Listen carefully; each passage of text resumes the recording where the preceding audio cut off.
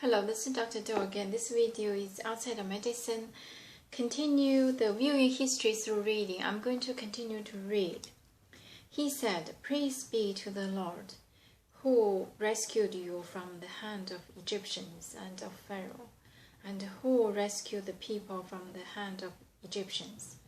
Now I know that the Lord is greater than all other gods, for he did this to those who had treated Israel arrogantly. Then Jethro, Moses' father-in-law, brought a burnt offering and other sacrifices to God, and Aaron came with all the elders of Israel to eat bread with Moses' father-in-law in the presence of God. The next day Moses took his seat to serve as judge for the people, and they stood around him from morning until evening. When his father-in-law saw all that Moses was doing for the people, he said, "What is this you are doing for the people?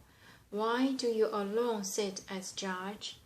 Why all these people stand around you from morning till evening?" Moses answered him, "Because the people came to me to seek God's will. Whenever they have a dispute, it is brought to me, and I decide between the parties and inform them as God's decrees and the laws." Moses' father-in-law replied, "What you are doing is not good. You and these people who come to you will only wear yourselves out. The work is too heavy for you. You cannot handle it alone. Listen now to me, and I will give you some advice, and may God be with you. You must be the people's representative before God and bring their disputes to him. Teach them the decrees and the laws, and show them that the way to live and the duties they are to perform. But select a capable man from all people, men who fear God, trustworthy men who hate dishonest gain, and appoint them as officials over thousands, hundreds, fifties, and tens. Have them serve as judges for the people at all times. But have them bring every difficult cases to you, the simple cases that can decide themselves. They will make your load lighter because they will share it with you. If you do this and God so commands, you will be able to stand the strain, and all these people will go home satisfied." Moses listened to his father-in-law and did everything he said. He chose capable men from all Israel and made them leaders of the people, officials over thousands, hundreds, fifties, and tens. They served as judges for the people at all times. The difficult cases they brought to Moses, but the simple ones they decided themselves. Then Moses sent his father-in-law on his way, and Jethro returned to his own country. At Mount Sinai, chapter 19. In the 3rd month after the Israelites left Egypt, on the 7th, every day they came to the desert of Sinai. After they set out from Rephidim, they entered the desert of Sinai.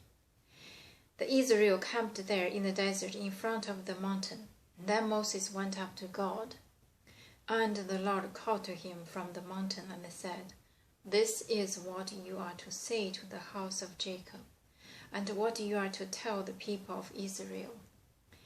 You yourself have seen what I did to Egypt, and how I carried you on eagle's wings and brought you to myself. Now if you obey me fully and keep my covenant, then out of all nations you will be my treasured possession. Although the whole earth is mine, then you will be for me a kingdom of priests and holy nation. These are the words you are to speak for the Israelites." So Moses went back and summoned the elders of the people, and said before them all the words the Lord had commanded him to speak. The people all responded together, "We will do everything that the Lord had said." So Moses brought their answer back to the Lord. The Lord said to Moses, I am going to come to you in a dense cloud so that the people will hear me speaking with you and will always put their trust in you. Then Moses told the Lord that the people had said, and the Lord said to Moses, Go to the people and consecrate them today and tomorrow. Have them wash their clothes and be ready by the third day, because on that day the Lord will come down on Mountain Sinai in the sight of all the people. Put limits for the people around the mountain and tell them, Be careful that you do not go up the mountain or touch the foot of it. Whoever touches the mountain shall surely be put to death. He shall surely be stoned or shot with arrows.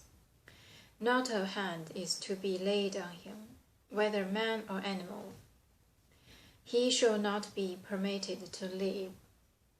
Only when the ram's horn sounds a long blast may they go up to the mountain. After Moses has gone down the mountain to the people, he consecrated them, and they washed their clothes. Then he said to the people, Prepare yourselves for the third day, abstain from sexual relations. On the morning of the third day there was thunder and lightning with a thick cloud over the mountain, and a very loud trumpet blast. Everyone in the camp trembled. Then Moses led the people out of the camp to meet with God, and they stood at the foot of the mountain. Mountain Sinai was covered with smoke because the Lord descended on it in fire. The smoke billowed up from it like smoking from a furnace, and the whole mountain trembled violently. And the sound of the trumpet grew louder and louder. Then Moses spoke, and the voice of God answered him. The Lord descended to the top of Mountain Sinai and called Moses to the top of the mountain. So Moses went up, and the Lord said to him, Go down and warn the people so they do not force their way through to see the Lord, and many of them perish. Even the priests who approach the Lord must consecrate themselves, or the Lord will break out against them. Moses said to the Lord, The people cannot camp up Mountain Sinai, because you yourself warned us. Put limits around the mountain and set it apart as holy. The Lord replied, Go down and bring Aaron up with you, but the priests and the people must not force their way through to come up to the Lord, or he will break out against them. I'm going to stop here today and continue next time. Thank you for watching.